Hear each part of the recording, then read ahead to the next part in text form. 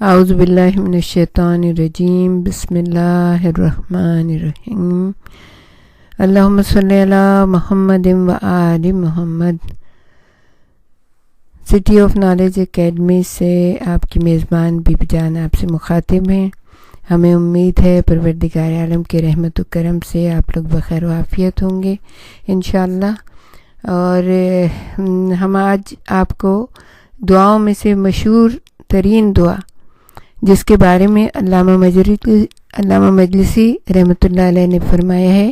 کہ یہ بہترین دعا ہے، اور اس کا نام دعائے خضر ہے۔ حضرت امیر المومنین علیہ السلام نے اسے حضرت کمیل کو تعلیم فرمایا تھا، جو آپ کے مخصوص اصحاب میں تھے، اور فرمایا ہے آپ نے کہ شب نیمہ شعبان اور شب جمعہ اسے ضرور پڑھا جائے،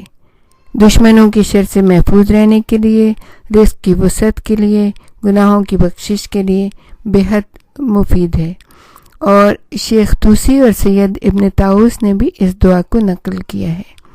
اچھا، یہ دعا وہ خاص دعا ہے کہ اگر کوئی بھی آپ سے یہ کہے کہ نہیں آپ خدا کو نہیں مانتے، یا اس طرح سے کوئی آپ کے اوپر کوئی فتویٰ لگانے کی کوشش کرے، تو صرف اور صرف اس کے سامنے آپ دعائے کمیل کو پیش کر دیں۔ اور یہ وہ دعا ہے کہ جس کے اندر پروردگار عالم کی معرفت، اس کی وحدانیت، اس کی الوہیت، تمام کا تمام جسے سمو دیا گیا ہے اس کے اندر، اور اپنی بندگی کا جو اظہار کیا گیا ہے۔ کوئی شخص آپ سے یہ نہیں کہہ سکتا کہ یہ غلط ہے۔ تو انشاءاللہ کبھی اول تو اللہ آپ کو ایسے موارد میں نہ لے کے آئے، لیکن اگر کبھی بھی ایسا ہو تو آپ اس دعا کو پیش کر سکتے ہیں کہ ہم ہر شب جمعہ اس دعا کو پڑھتے ہیں اور تجدید عہد کرتے ہیں۔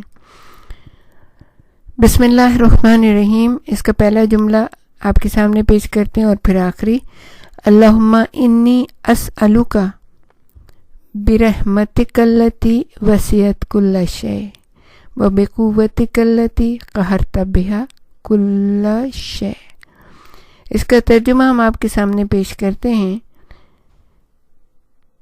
بسم اللہ الرحمن الرحیم، اے میرے پروردگار، اے میرے اللہ، میرا سوال اس رحمت کے واسطے سے ہے جو ہر شے پر محیط ہے، اس قوت کے واسطے سے ہے جو ہر شے پر حاوی ہے، اور اس کے لیے ہر شے خاضع اور متواضع ہے، اس جبروت کے واسطے سے ہے جو ہر شے پر غالب ہے، اور اس عزت کے واسطے سے ہے جس کے مقابلے میں کسی میں تاب مقاومت نہیں ہے، اس عظمت کے واسطے سے ہے جس نے ہر چیز کو پر کر دیا ہے، اور اس سلطنت کے واسطے سے ہے جو ہر شے سے بلند تر ہے،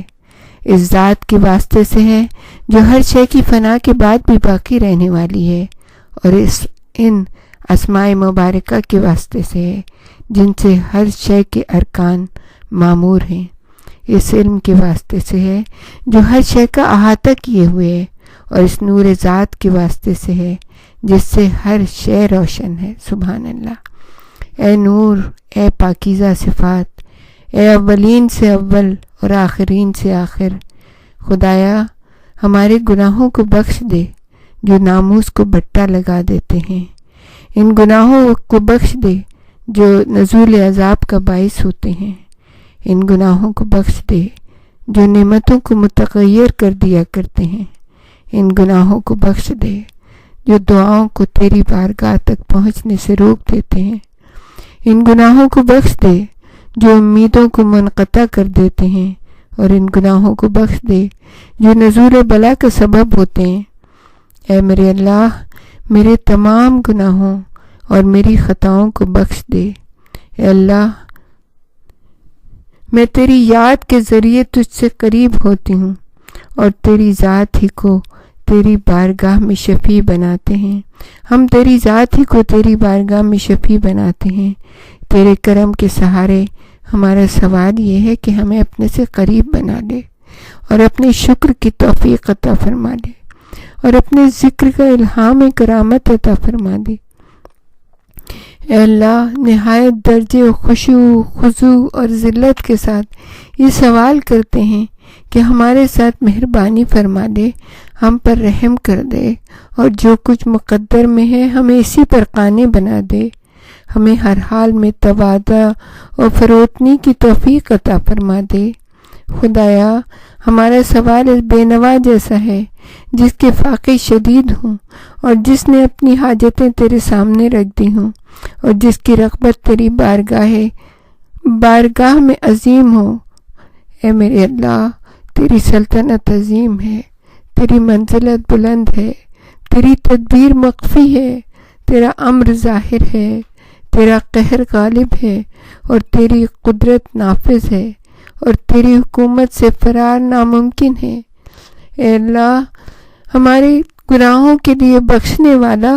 ہمارے عیبوں کے لیے پردہ پوشی کرنے والا، ہمارے قبیح اعمال کو نیکیوں میں تبدیل کرنے والا تیرے علاوہ کوئی نہیں ہے۔ تو وحدہ لا شریک ہے، پاکیزہ صفات ہے اور قابل حمد ہے۔ اے اللہ، میں نے اپنے نفس پر ظلم کیا ہے، اپنی جہالت سے جسارت کی ہے اور اس بات پر مطمئن ہو بیٹھے کہ تو نے ہمیں ہمیشہ یاد رکھا ہے اور ہمیشہ احسان فرمایا ہے۔ اے اللہ، ہمارے کتنے ہی عیب ہیں جنہیں تو نے چھپا دیا اور کتنی ہی عظیم بلائیں ہیں جن سے تو نے بچا لیا، کتنی ہی ٹھوکریں ہیں جن سے تو نے سنبھالا ہے اور کتنی ہی برائیاں ہیں جنہیں تو نے ٹال دیا ہے، کتنی ہی اچھی تعریفیں ہیں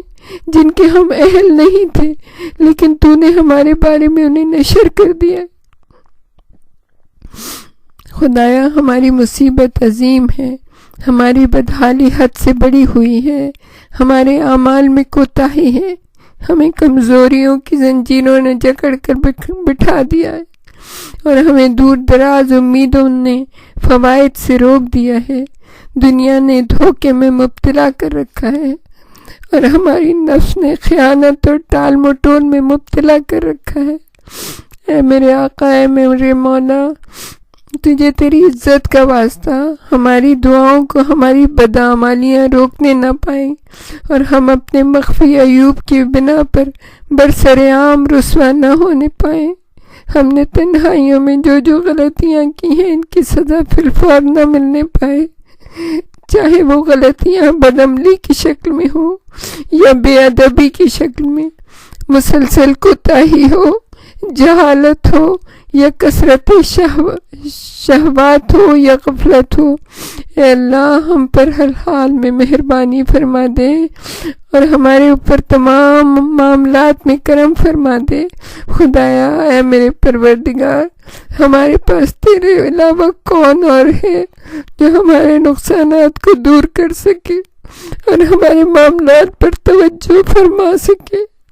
اے اللہ، اے میرے مولا، اے کریم آقا، تو نے ہم پر احکامات نافذ کیے اور ہم نے خواہش نفس کا اتباع کیا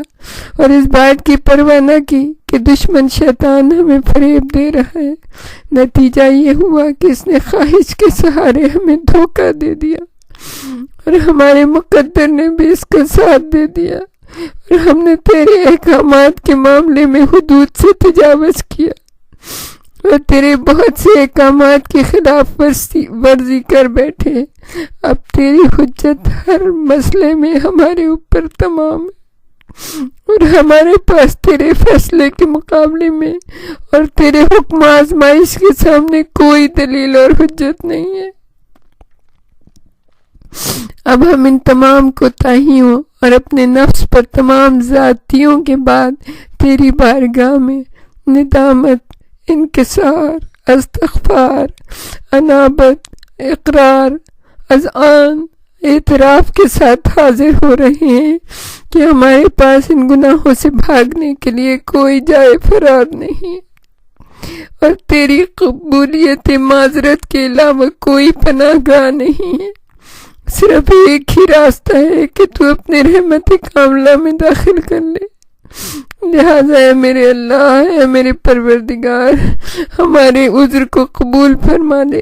ہماری شدت مصیبت پر رحم فرما دے، ہمیں شدید قید و بند سے نجات عطا فرما دے۔ اے میرے اللہ، ہمارے بدن کی کمزوری، ہماری جلد کی نرمی اور ہماری ہڈیوں کی باریکی پر رحم فرما اے ہمارے پیدا کرنے والے، اے ہمیں تربیت دینے والے، اے نیکی کرنے والے، اے سابقہ کرم اور گزشتہ احسانات کی بنا پر ہمیں معاف فرما دے۔ پروردگار، کیا یہ ممکن ہے کہ ہمارے عقیدہ توحید کے بعد بھی تو ہم پر عذاب نازل کرے، یا ہمارے دل میں اپنی معرفت کے باوجود ہمیں مورد عذاب قرار دے، جبکہ ہماری زبان پر مسلسل تیرا ذکر اور ہمارے دل میں برابر تیری محبت جاں گزی رہی ہے۔ ہم صدق دل سے تیری ربوبیت کے سامنے خاضع ہیں، جھکے ہوئے ہیں مالک، تیرے آگے خاک پہ پڑے۔ اب بھلا یہ کیسے ممکن ہے کہ جسے تو نے پالا اسے برباد کر دے، جسے تو نے قریب بنایا اسے دور کر دے، جسے تو نے پناہ دی اسے راندہ درگاہ بنا دے، اور جس پر تو نے مہربانی کی اسے بلاؤں کے حوالے کر دے۔ میرے سردار، میرے آقا، میرے مولا، میرے اللہ، کاش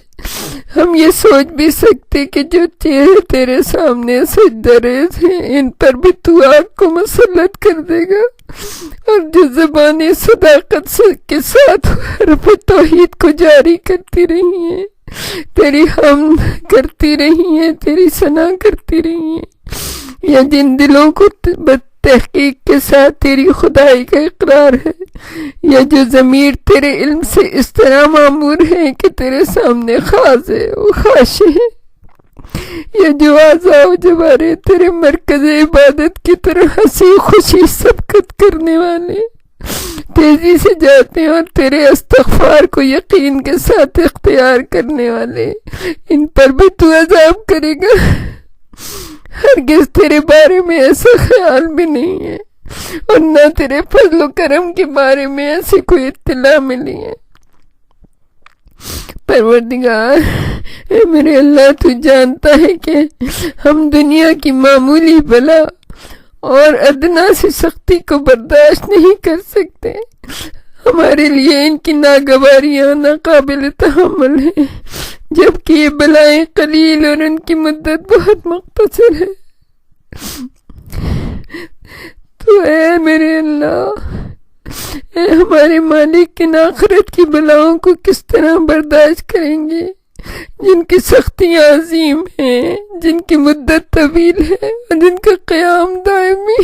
اللہ اکبر، جن میں تخفیف کا بھی کوئی امکان نہیں، اس لیے کہ بلائیں تیرے غضب اور انتقام کا نتیجہ ہیں، اور ان کی تاب نہ زمین و آسمان لا سکتے۔ تو ہم تو ایک بندہ ذلیل، ضعیف و حقیر و مسکین و بیچارہ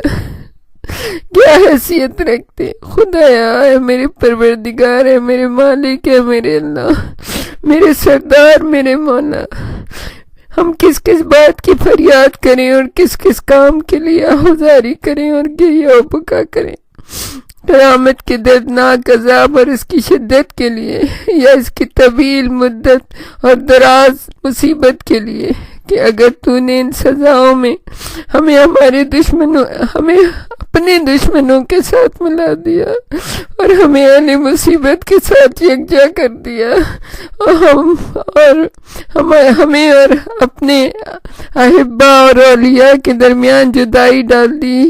تو اے ہمارے پروردگار، اے ہمارے آقا، اے ہمارے اللہ، پھر یہ بھی طے ہے کہ اگر ہم تیرے عذاب پر صبر بھی کر لیں تو تیرے فراق پر صبر نہیں کر سکتے۔ اللہم صلی علی محمد و آل محمد وعجل فرجہم اجمعین۔ ہمارے ساتھ ہی رہیے گا، ہم آپ کو اس کا دوسرا حصہ بھی دکھائیں۔